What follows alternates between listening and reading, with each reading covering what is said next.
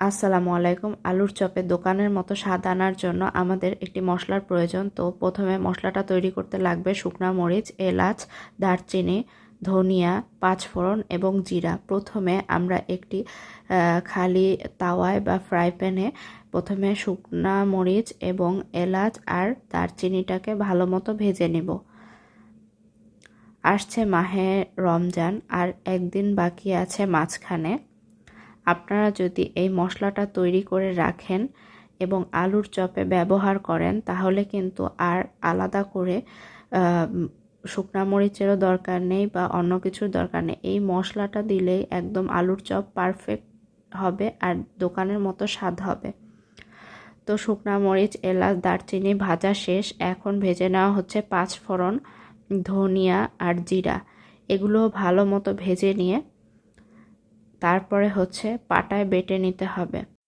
এভাবে আপনারা ভালো মতো একদম খালি খোলায় টেলে নেবেন, একদম মচমচা করে নেবেন।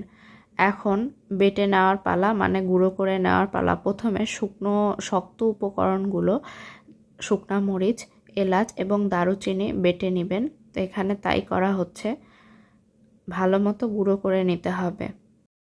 আপনারা চাইলে এটা মিক্সিতেও গুঁড়ো করে নিতে পারেন, আপনাদের যেটা সুবিধা হয়।